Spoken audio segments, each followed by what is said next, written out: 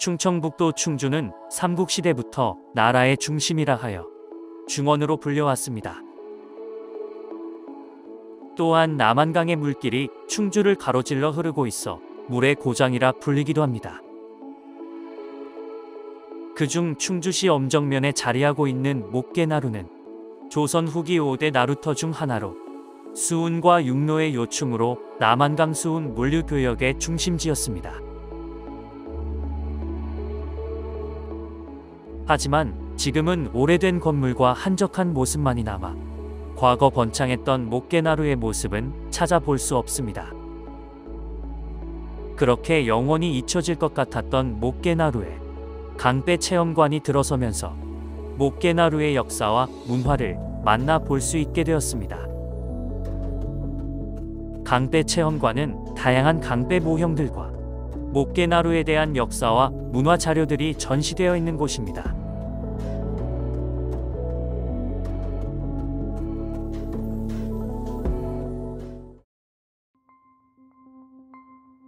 전시관 안으로 들어서면 가장 먼저 눈길을 끄는 것이 있는데요. 천장에 매달려 있는 하얀 천이 마치 바다의 파도 같은 느낌을 내어주고 그 밑으로 강배 한 척이 자리하고 있는 모습입니다. 강배 체험관답게 지금은 다니지 않는 목계나루의 돛담배를 먼저 살펴볼 수 있습니다.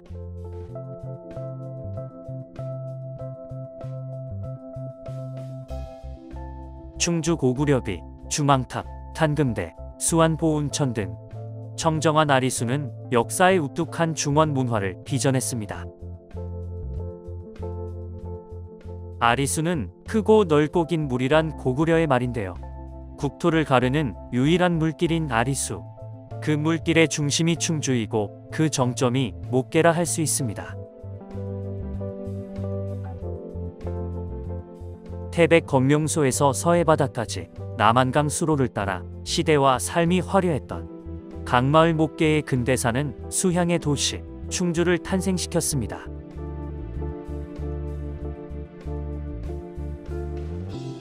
충주는 고구려, 백제, 신라의 문화가 남아있는 유일한 땅입니다. 옛 역사문화 고속도로의 역할을 한 남한강변을 따라 조동리 선사유적, 백제 장미산성, 신라 노암리 고분군, 고려, 철불 등 각 시대별 유물 유적이 다양하게 분포하고 있습니다. 국가지정문화재도 셀 수 없이 많이 있는 모습입니다.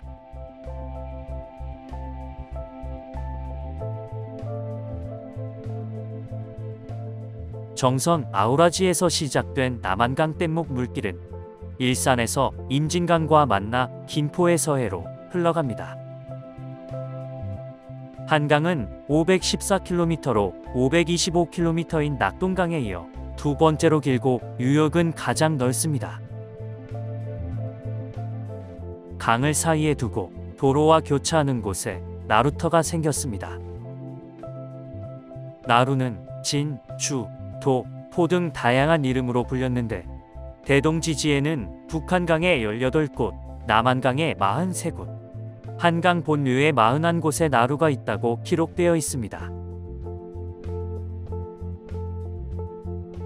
목계는 겨울 결빙기를 제외한 3월부터 11월까지 800여 척이 오가는 남한강의 중심폭우로 상류 영월까지 120km 구간은 협곡과 여울이 많아 물이 많은 7에서 8월에만 큰 배가 올랐습니다.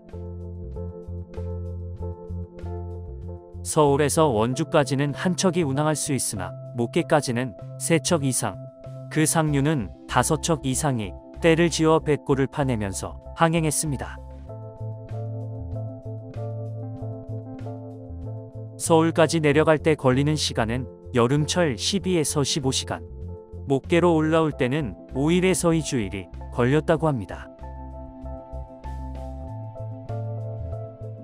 한강 5대 나루로 목계나루를 포함해 광나루, 마포나루, 조포나루, 이포나루를 꼽고 있습니다. 1900년도 상업 여객선 경유지는 대개 옛 포구 자리에 정해졌고 오늘날 세워진 다리도 나루터에 건설되었습니다.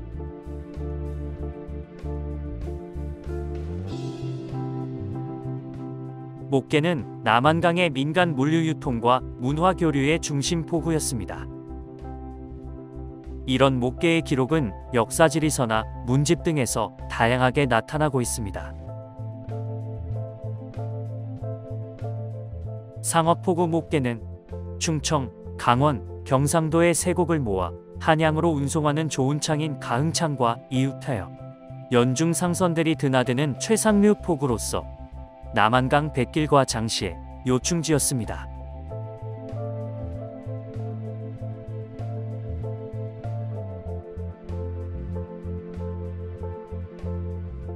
고려나 조선시대 조운에 사용된 관선 강배는 수참선이라 했으며 상업 무역 등에 쓰인 서민들 사선은 지토선이나 상선이라고 했습니다. 이들 배는 모두 물건을 싣는 짐배였고 조선 후기에는 사선들이 조운에 사용되기도 했습니다. 목계는 연중 800여 상선이 짐을 푸는 등 남한강 최대 포구로 성씨를 이루었습니다. 이어지는 전시 공간에는 목계 장터를 미니어처로 재현해 놓아 남한강 최대 포구로 성씨를 이루었던 모습을 한눈에 보며 그 시절을 상상해 볼 수 있습니다.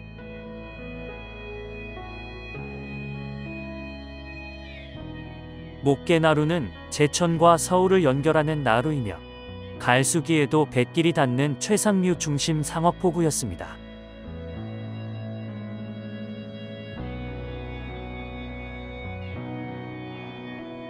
산촌과 농촌, 어촌 상품이 집산되고 선부, 떼뿐, 배묵수, 객주, 짐꾼 등이 모여들면서 배가 올 때마다 부정기 갯벌장이 서고 1908년부터 정기 5일장이 열렸습니다.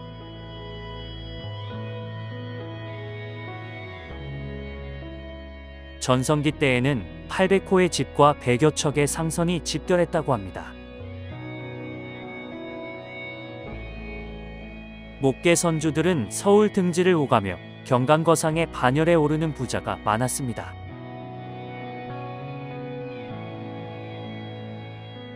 마을에는 여각, 객주, 선주인 등이 등장하여 숙박을 제공하거나 위탁 구매 및 판매 역할을 수행했으며 춤과 노래를 가르치는 권번집과 먼 길을 다니는 소장수들을 위한 마방까지 있었습니다.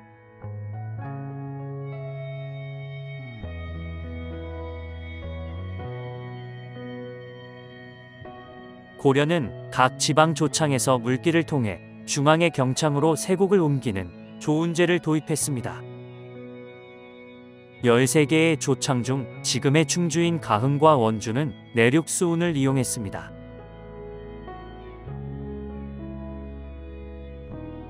마크레기는 목계나루에서 1.6km 아래에 여우섬을 휘돌아 흐르는 여울로 물살이 세어 배들이 자주 뒤집혔다고 합니다. 그래서 삭슬 받고 여울을 무사히 건네주는 도선부 격인 끌패가 있었고 사고 방지를 위한 관리인 도선별장도 배치되었습니다. 다산 정약용은 소형 고기잡이 배로 충주를 찾아가면서 이곳 여울과 목계 모습을 그의 문집에 남기기도 했습니다. 목계 마을이 지도에 처음 등장한 것은 조선 후기입니다. 우리 옛 지도는 행정구역보다는 물길을 세밀하게 표현했기 때문에 시군 단위의 지도라도 목계를 확인하는 것이 어렵지 않습니다. 비교적 방위와 축척이 정확한 지도는 1700년대 정상기가 제작한 동국지도입니다. 이 지도는 40만 분의 1 축척으로 하천에 걸쳐 있는 군현을 세밀하게 표시했습니다. 1843년에 완성된 청구도와 1861년에 완성된 대동여지도에도 당시의 물길이 비교적 자세히 기록되어 있습니다. 남한강은 물살이 빠르고 굴곡도 심하며 여울목이 많은 지형 조건을 갖고 있습니다.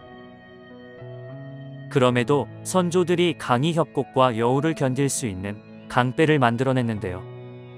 모양에 따라 돛담배, 나룻배, 거룻배 등이 있고 용도에 따라 사람들을 싣고 건너는 나룻배, 물건을 운반하는 짐배, 땔감을 운반하는 시목배, 어업을 하는 고깃배 등이 있습니다. 지역적으로는 인천과 한강 하구를 오가던 아랫강배와 남한강 등지를 오가는 윗강배로 나누기도 합니다. 우리나라에서 가장 오래된 한선의 흔적은 2010년 창녕 비봉리 폐총에서 발견된 4m 크기의 신석기 시대의 배입니다. 고대 원시 사회에서는 통나무 배를 만들어 강이나 호수를 건너고 고기를 잡는 데 사용하였습니다. 이 통나무 배는 여러 토막의 통나무를 이어 붙인 뗏목배로 발달하였습니다. 통일신라 시대의 해상 활동은 중국과의 공무역에 기여한 사신선의 활동과 무역에 종사하는 상선의 활약이 많은 것이 특징입니다. 고려시대는 우리 배의 구조와 선형이 완전하게 자리잡은 시기입니다. 고려시대의 선박은 크게 좋은 선, 무역선 등을 중심으로 발달하였습니다. 고려에서 조선으로 넘어간 때는 정권이 수없이 교체되고 정변이 속출하는 등 나라가 크게 흔들렸고 민간 해양 활동은 통제된 반면 수군과 조운 활동이 활발했습니다.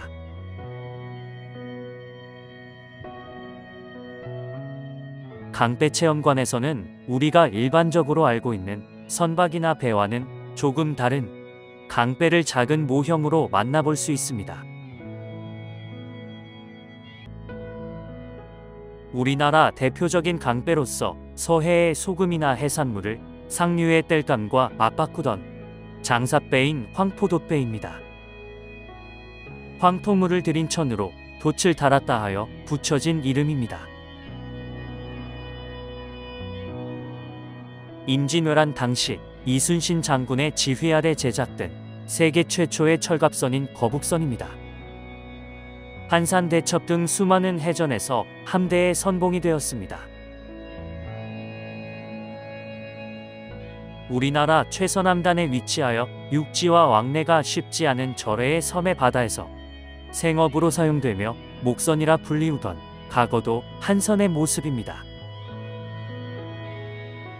을묘해변 무렵에 개발되어 임진왜란 때 일본 함대를 격파한 우리 수군의 주력함인 판옥선입니다.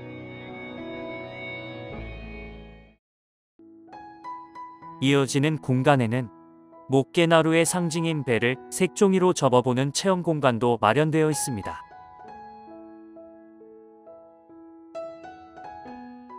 완성된 종이배의 소원을 적어 아크릴 박스에 넣을 수 있는데요. 많은 사람들의 희망과 염원을 담은 종이배들이 한가득 있는 모습입니다.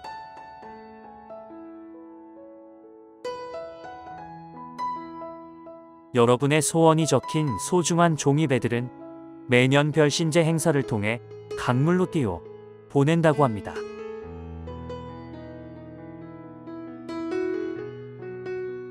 목계를 오가던 목재 배들을 간접 체험해 볼 수 있도록 작은 모형 배를 설치해 놓은 모습입니다.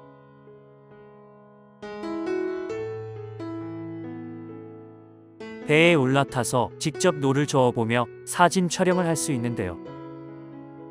아이들과 함께 강배의 매력을 느끼며 추억의 사진 한 장 남기면 좋을 것 같습니다.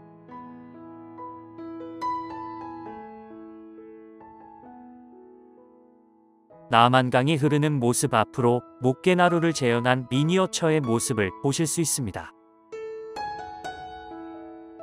먼저 수십 명의 사람들이 모여 목깨 줄다리기를 하고 있는 모습인데요. 목깨 줄다리기는 3년에 한 번씩 매년 음력 정월부터 3월 사이에 즐기는 목깨마을 고유의 민속놀이입니다.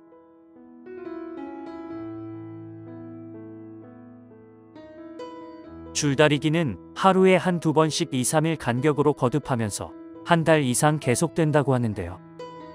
마을 가운데 도랑을 중심으로 동편과 서편으로 편을 짜 겨루는 방식입니다.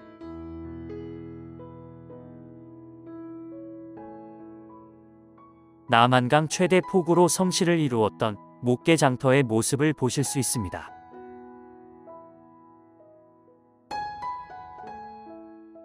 한켠에는 목계 마을의 발전과 뱃길 운행이 무사하기를 기원하며 지내는 목계 별신굿을 하고 있는 모습입니다. 별신제 줄다리기 과정을 다시 한번 보실 수 있는데요. 줄은 100에서 200m 길이로 만들어지며 용두는 2m, 몸줄 굵기는 1.5m에 달한다고 합니다. 줄은 트럭으로 14대분의 볏짚이 소요되며 팔뚝 굵기로 50가닥씩 꼬은 줄을 다시 3번씩 꼬아 150가닥을 만듭니다.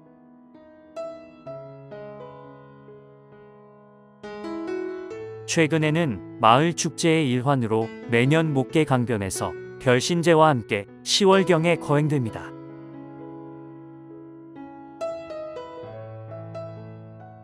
별신제는 연중 행사인 마을 수호제로서 시장의 번영과 주민의 안녕, 풍년을 기원하는데 그 목적이 있습니다.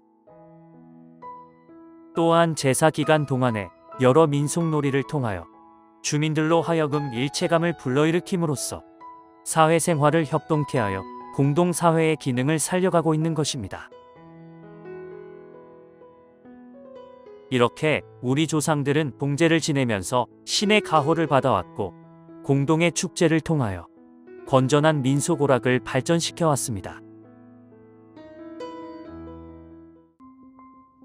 목계는 대형 장사배의 마지막 종착지인 한강 최상류 나루로서 조선 5대 항구인 오목계 마을로 발전했습니다. 그러나 편리한 육상교통의 발달과 댐 건설에 의한 수운로 차단으로 목계는 급격한 쇠퇴를 맞게 됩니다. 게다가 목계교 공사가 한창이던 1972년 대홍수에는 각 가정에 남아있던 사진이며 숟가락 하나까지도 천년나루와 더불어 쓸어가 버려 지금은 옛 기록조차 찾기 어렵게 되었습니다.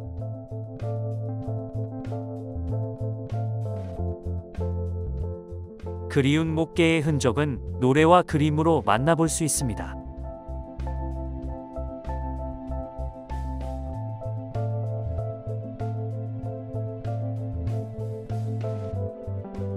과거의 목계 나루터에서 사용되었던 물건들도 함께 전시하고 있는 모습입니다.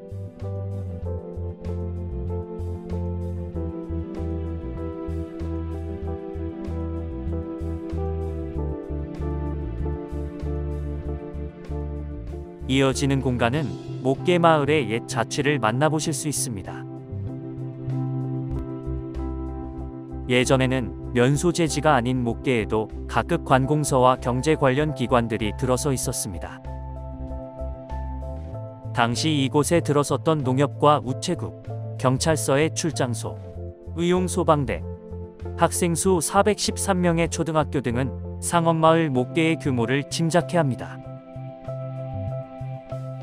목계는 1960년대 팔당댐으로 수로가 막히고 1970년대 초 목계교 다리가 생기면서 남한강 최대 포구마을이라는 명성도 시들해졌습니다.